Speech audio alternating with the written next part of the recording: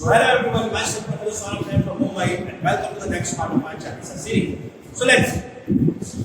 Against B scandal, R agrees to sell and deliver 1000 kg of tomato at 100 per kg, but shall be delivered on 15 July 2023.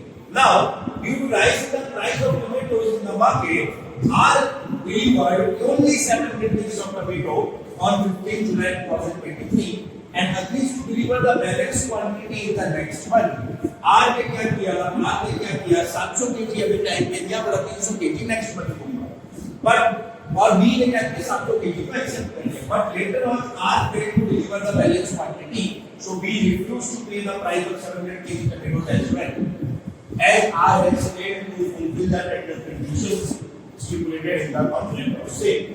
Now question is, can B refuse to pay R as per provisions of Sale of Goods Act 1950?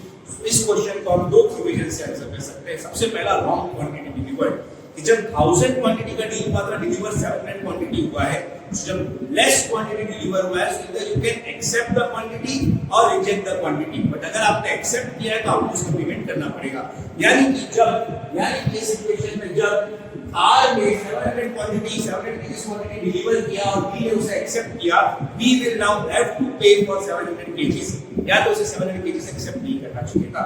भले R ने balance statement supply नहीं किया, उस balance 300 के लिए आप payment मत करो, उसके अगेंस्ट कोई भी एक्शन लेना हो आप ले सकते हो, बट 700 का पेमेंट तो आपको करना पड़ेगा. अल्टरनेटिवली आप इसको पार्ट डिलीवरी के प्रोविजन से भी आंसर कर सकते हैं कि जब भी एक part of the goods deliver हो गया है, आप मान लो बैलेंस पार्ट भी ओनरशिप ट्रांसफर हो गया है, सो आपको जो पार्ट डिलीवर हो गया उसका पेमेंट तो करना पड़ेगा. बैलेंस पार्ट का अगर आप पेमेंट नहीं करोगे चलेगा, ऑब्वियसली आप नहीं करोगे. So let's see, according to section 37 of Sale of Goods Act, where the seller delivers to the buyer a quantity of goods less than he contracted to sell, the buyer may reject them, but he accepts the goods so delivered, he shall pay for the rent at the contracted rate. Now, in the instant case, R delivered 700 kg of tomatoes on 15 July 2023 and agrees to deliver 300 kg in the next month. Later, R failed to deliver the balance quantity and B refuses to pay the price of 700 kg of tomato. Now, as per the above provision, we can conclude that B cannot refuse to pay for 700 kg to R.